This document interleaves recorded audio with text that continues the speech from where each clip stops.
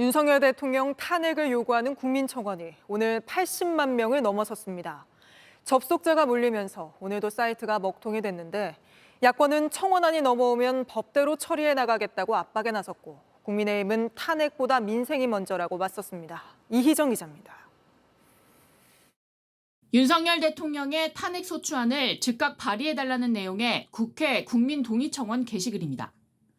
해병대 수사단장 외압 의혹 등 5가지 탄핵 이유를 적었는데 청원 공개 11일 만에 동의자가 80만 명을 넘어섰습니다.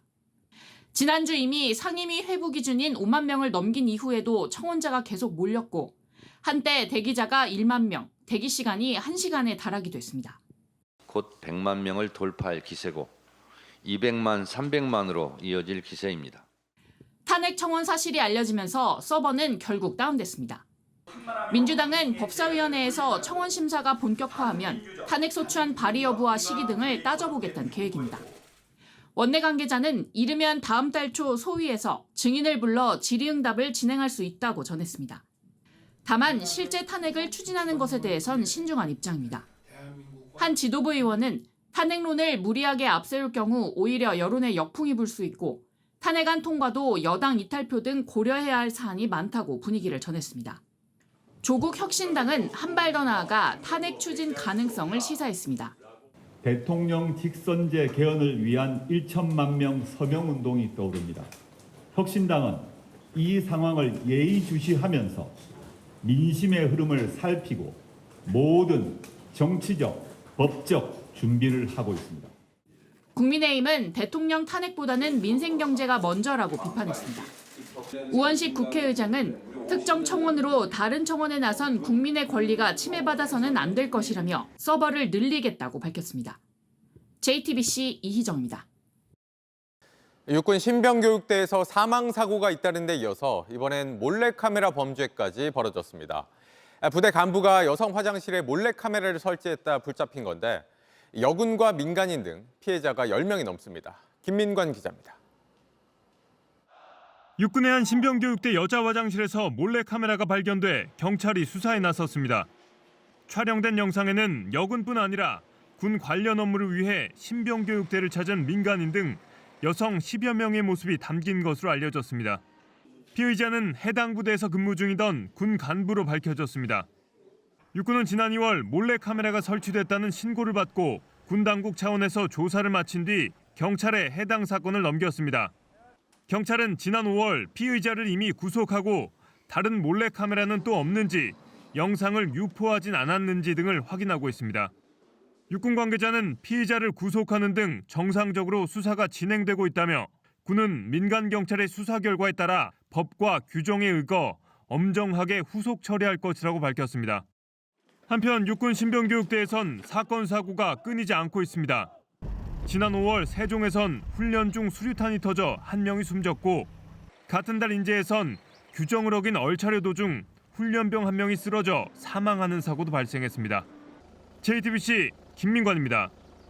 7월의 첫날인 오늘 비는 잠시 주춤했지만 습식 사우나 같은 후텁지근한 날씨가 이어졌습니다. 내일부터는 최소 열흘간 장마가 계속될 걸로 보이는데 갑자기 많은 양의 비가 쏟아지는 도깨비식 폭우를 조심하셔야겠습니다. 먼저 날씨 소식부터 이혜원 기자입니다. 덥고 습한 날씨에 아이들이 분수대에 뛰어들어 물놀이를 합니다. 어른들은 양산으로 햇볕을 가리며 겨우 열기를 피합니다. 햇살이 너무 뜨거워서 정수리가 타지 않기 위해서 챙겨왔습니다. 오늘 낮 서울은 31도까지 올랐습니다. 남부지방도 어제까지 내리던 비가 주춤하며 대구가 33도까지 올랐습니다. 하지만 폭염보다도 시민들은 내일부터 내릴 비가 걱정입니다. 비가 많이 올까 봐 이제 집에 점검 좀 해놓고 하수도 이런 거 다 점검하고. 내일 수도권 등 대부분 지역은 30에서 80mm, 많은 곳은 120mm 이상의 비가 내릴 것으로 보입니다. 특히 제주 남부는 150mm 이상, 산지는 200mm 이상 쏟아질 것으로 예상됩니다. 이번 장마는 최소 열흘간 이어지겠습니다. 장맛비를 만드는 정체 전선이 오르내리며 각 지역별로 비는 내렸다 그쳤다를 반복하겠습니다.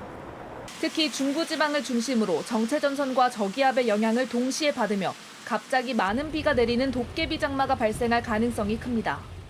회전하는 특성이 있는 저기압이 공기를 섞으며 일종의 믹서기 역할을 하는데 이때 남쪽의 습한 공기를 강하게 끌고 와 거칠고 사나운 폭우를 만들 수 있는 겁니다. 장마 기간은 비가 내리지 않는 곳도 습기 때문에 체감 온도가 높아져 무더위는 계속될 전망입니다. JTBC 이혜원입니다. 미국 대선 TV 토론 이후에 민주당 밖에선 바이든 대통령에 대한 후보 사퇴 요구가 커지고 있지만 민주당 안에선 그를 지켜야 한다는 목소리가 나오고 있습니다. 그만큼 대안이 없는 게 민주당의 고민입니다. 워싱턴 김필구 특파원입니다. 오늘도 바이든 대통령이 민주당 대선 후보에서 물러나야 한다는 목소리가 컸습니다. 워터게이트 사건 특종을 했던 언론인 밥 우드워드는 지난 TV 토론이 정치적 수소폭탄이었다며 후보 교체를 강조했고 바이든의 고향 친구인 작가 제이8인이는 이제 떠날 시간이라는 공개 서한을 CNN에 보냈습니다. 최근 여론조사에선 바이든 대통령이 사퇴해야 한다는 의견이 72%까지 올랐습니다. 그러자 민주당 지도부가 여론의 방향을 바꾸기 위해 총출동했습니다. Let us not make a judgment about a presidency on one debate. 민주당 대체 후보로 거론됐던 원옥 상원의원도 바이든 사퇴를 일축했습니다. I'm with Joe Biden, and it's our assignment to make sure that he gets over the finish line come November, not for his sake, but for the country's sake.